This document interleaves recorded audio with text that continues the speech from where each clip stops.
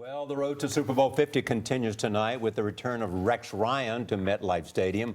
The Buffalo Bills head coach is back on his old turf. The Bills face Ryan's former team, the New York Jets.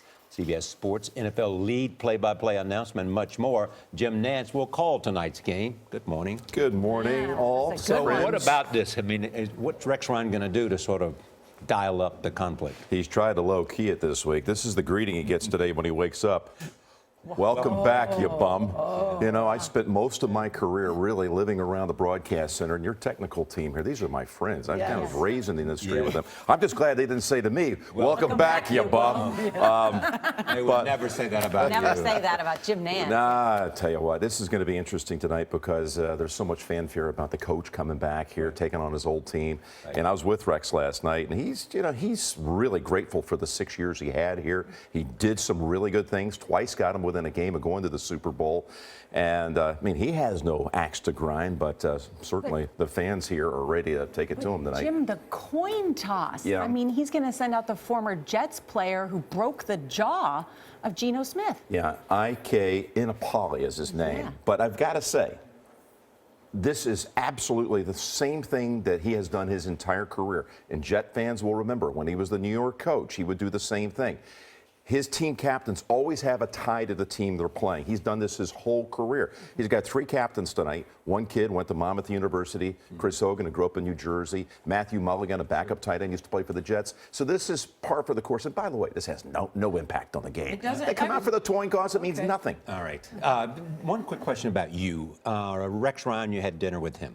How do you prepare for a game? Well, I didn't have dinner with him. I mean, we have our little production meeting, so before I put that down on my expense report, though, you know, you meet with the players and coaches before every game. You read reams of material. By the way, I'm not making this sound like this is hard manual labor. This is just how you research for a game. Now, when you do 2 in a week, it's condensed. Probably 300-400 pages like you guys do. You know, you're reading whatever your clip service is. And then the main stuff that you get is just talking to the players and the coaches. For us, for Thursday night games, all day Wednesday. Morning with the Jets, afternoon with the Bills. Tomorrow, we begin preparation for Sunday. We got the Patriots and the Giants on CBS, the national doubleheader game, big game. And we'll spend, the next couple of days with those teams. So at your production meeting, was food served? We do have some We call that dinner around here. Yeah, okay, Just so you know. Okay, but let's talk about the Jets quarterback. Breakfast. Yeah. Let's talk about the Jets quarterback, Ryan Fitzpatrick. What do you think about him?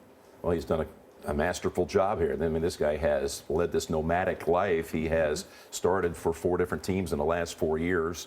And he picks up his family with 5 kids and keeps moving around the country. Now he's battling an injury on his non-throwing hand. And they're being very coy about it. They're not going to announce anything until after the game tonight. He may possibly have surgery tomorrow after the game. He's got a ligament. There's an issue with a ligament.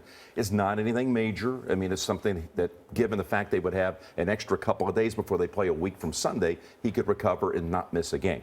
Well, we'll be watching tonight, Thursday night. I always let my kids stay up late on Thursday night for Thursday Night Football. And then Sunday, Patriots versus the Giants. You just talked about the Patriots undefeated, but sometimes they've run into some trouble with the Giants. It's going to be a good game. They have, and I know as a lifelong Patriot fan, you are aware of that, aren't you? Yes, they are. They lost to the Giants in Super Bowls 42 and 46. And of course, in the Super Bowl 42, the Patriots had that magnificent undefeated season, and that was going to be the coronation down in Arizona.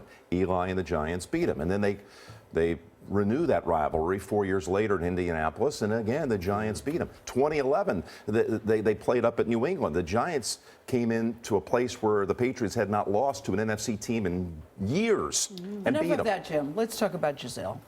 Did you see Charlie Rose's interview with Giselle Bundchen? Did you just happen to see that masterpiece? I have not, but obviously I need to do this in prepreparation for my Patriot game, it sounds like. Yeah, I'm going to send you a link. It is worthy of your time. It is worthy of your time. It's always good to see any news. Tom Brady, by the way. Any news in your life? Everything going okay? You are really clever, aren't you? What's happening? What do we need to know? Okay? Everything's great. Is there any news? I don't know. Well, I don't know if you just said that to me in private or if you could say it. By the way, when you say something to Gail, when you say something to Gail, we have a baby boy on the way in a couple of months. Yeah, so That makes 2? No, he has 2 girls. Caroline, I had my 2 girls, Caroline and Finley, and early 2016, young boy. Young Gail Nantz. 'cause Young Gail. I was going to say Gail's Gail, young Charlie, young James. I don't know. Yeah, We're still, Nora is definitely a female it's name. still in development. I don't think that's going to work. Congratulations. Thank I'm you, very Gail. Now, excited hey, it's for out there now. I'm very excited Thank for you. you. Thank you. I asked first to see if we could Okay. share.